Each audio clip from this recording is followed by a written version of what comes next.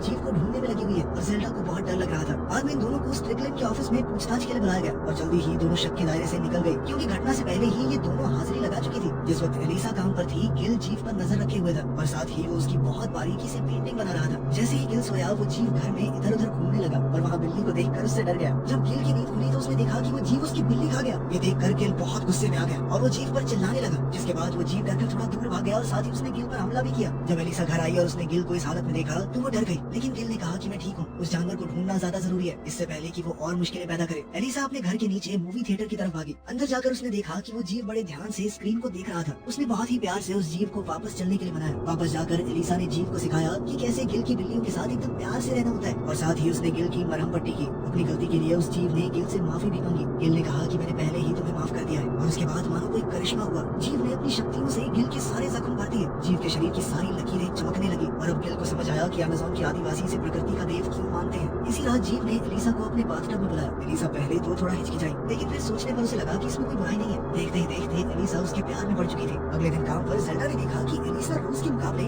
आज कुछ ज्यादा ही खुश है और जब एलिसा ने पूरी बात बताई तो जेल्डा हैरान रह गई। उस दिन सुबह म्यूरल, कोवी और सिक्योरिटी गार्ड रॉबर्ट के घर आए। रॉबर्ट ने देखा कि इनके पास तो हथियार है। बैठकर कोवी ने रॉबर्ट से पूछा कि उस जीव को मारने के बाद तुमने उसके शरीर का क्या किया। रॉबर्ट ने झूठ कह दिया कि उसने जीव के शरीर को समझा और पढ़ा। रॉबर्ट ने अपने बचाव में एक चाकू रख लिया, लेकिन उसकी जरूरत नहीं पड़ी। कोवी उसकी बात को सच मानकर चुपचाप वहाँ से चला गया। शाम को अपने परिवार के साथ खाना खाने के बाद स्ट्रिकलैंड अपनी कार में बैठा। उसे बहुत दुख हुआ कि उसकी उंगलियां अब भी काम नहीं कर रही और वो उंगलियां साफ साफ मरी हुई लग रही थी। उसके शरीर से उनका कनेक्शन ही नहीं था। वहीं एलिसा अपने नए प्रेमी के साथ घर पर थी। उसने पूरे बाथरूम में पानी भरने की सोची ताकि जीव को और ज्यादा जगह मिल सके, लेकिन पानी भरने से नीचे थिएटर में लीकेज होने लगी। जब मालिक को ये पता चला तो वो एलिसा का दरवाजा खटखटाने लगा। वहीं दूसरी तरफ गिल मकान मालिक को बाहर ही रोकने की कोशिश कर रहा था। गिल ने कहा कि मैं सबको संभाल लूंगा सर, आपकी तरफ से खूब डांट लगाऊंगा इस लड़की को, आगे लेके आइए। जब गिल एलिसा के घर के अंदर गया, उसने देखा कि एलिसा और वो जीव दोनों बाथरूम में बंद है। उसने जैसे ही बाथरूम का दरवाजा खोला, सारा पानी पूरे घर में फैल गया। गिल ने देखा कि एलिसा उस जीव के गले लगी हुई थी।